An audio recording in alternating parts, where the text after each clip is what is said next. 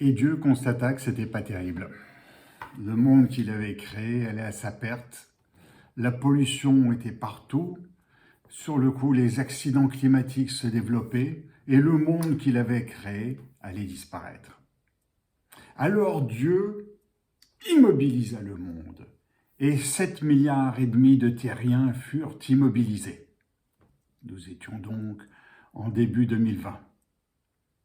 Et Dieu dit, il n'y a plus de transport, plus de voitures, plus d'avions, plus de bateaux. Enfin, les humains commencent à moins consommer, commencent à moins polluer. Et puis il leva ses interdictions et l'homme se remit à consommer, se remit à polluer, se remit à déplacer. Et tout ce qui était là pour qu'il arrête ces avions, ces bateaux, ces voitures, tout cela repartit comme en 14. Et Dieu ne fut pas content.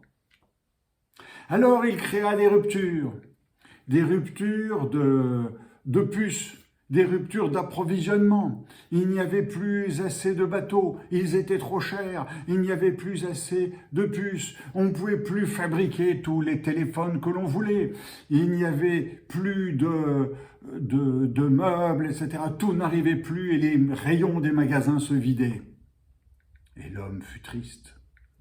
Alors Dieu augmenta le prix du gaz, augmenta le prix de l'électricité, augmenta le prix du pétrole, et l'homme fut triste.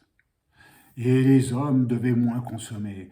Pour Noël 2021, l'arbre de Noël ne serait plus rempli de ses produits.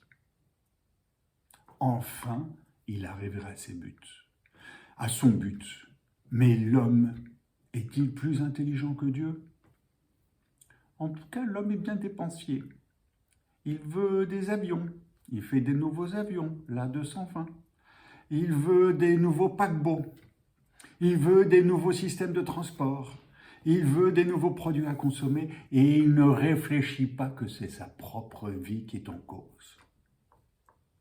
Est-ce que Dieu créa la COP26 ? Nous le saurons bientôt, puisque nous ne sommes que le 30 septembre 2021.